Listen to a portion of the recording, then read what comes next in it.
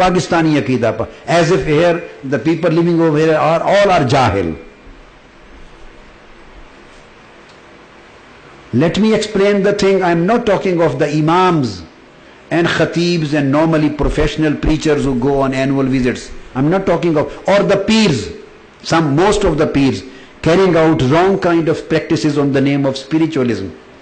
Although they have given a very bad name to Tasawwuf, mysticism and spiritualism, these are the reason that people can easily understand, and their minds are ready to accept the wrong allegation too, without differentiating between the wrong and right.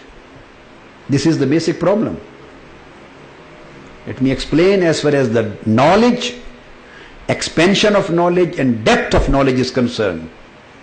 Indo-Pak subcontinent, India and Pakistan particularly, any country has no match with Pakistan and this part of the world as far as the depth of the classical Islamic knowledge is concerned.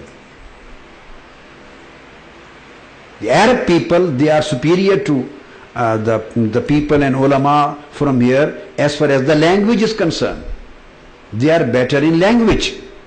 No doubt, this is their language. Arabic is their language. They have to be.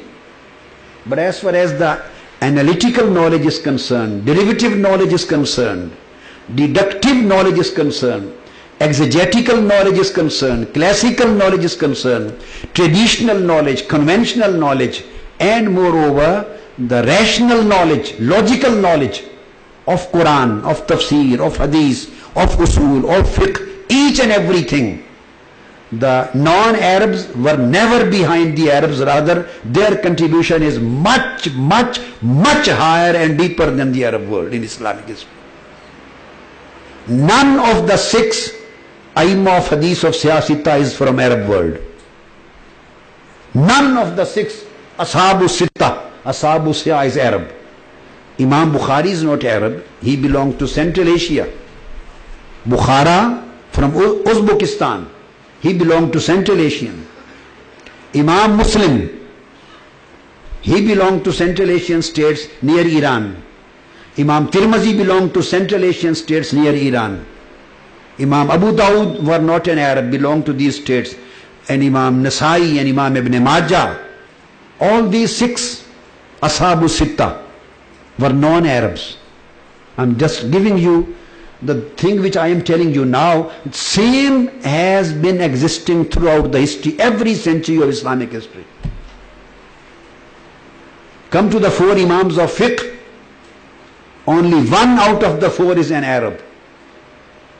And that is Imam Malik, who belonged to Medina. 3 are non-Arabs.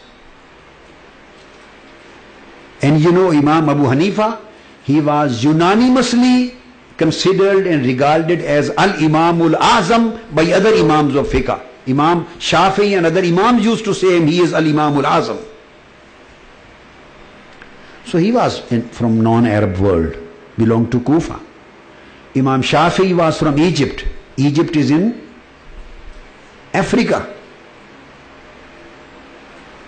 African subcontinent, non-Arab world.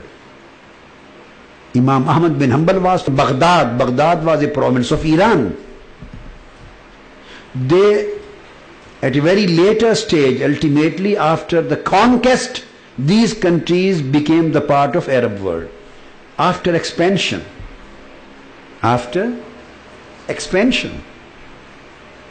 When Islamic State went on expanding, and the new lands and all these were, even the Syria, it became a part of Arab world. Originally it was not Arab. Iraq originally was not Arab. Syria originally was not Arab. Urdun originally was not Arab. Palestine originally was not Arab. Egypt I have explained. All these countries joined the Arab world because of conquest and Islamic expansion. They became the part and parcel of the world, Islamic world. So they adopted the language of Arabic at a later stage. So this is the basic thing to be considered. And the same way as you go on with other Aimma of Hadith, Imam Bayhaqi and Imam Tabarani, and you go on Imam Bazzar and of. But you will see hundreds of Imams of Hadith and even Sahibul Mishkat, Imam Khatib Tabrezi. Hundreds of Imams of Hadith and Imams of Fiqh and their students, they belong to non-Arab world. That's why Holy Prophet ﷺ stated, La fadla li Arabiyyin ala ajamiyyin. This was one of the reasons which only Prophet's eyes could see and nobody else could see. He could see lot many things when he was saying these words. One was the negation of the tribal superiority, the wrong concept of tribal superiority. One reason was the negation of this idea. But at the other hand, he was saying that there is no superiority available to any Arab over non-Arab and non-Arab. This depends upon what service do you render to Islam. So, first of all, you should remove. This is your primary duty when you go back. You have to fight against this wrong complex of inferiority. And one reason which I can understand why this complex was spread. Why was this complex put in the minds of the younger generation? You people. The reason is that the people belonging to this part of the world, they are emotional. The Pakistani people, the Bangladeshi, the Indian, this part of the world is emotional, sentimental, temperamentally. Temperament-wise, this part of the world, people belong to here, they are emotional, sentimental. As compared to the Western world and other world. Since these are emotional and sentimental people, so they would be emotional if they go to bad side, they would be emotional to go to good side.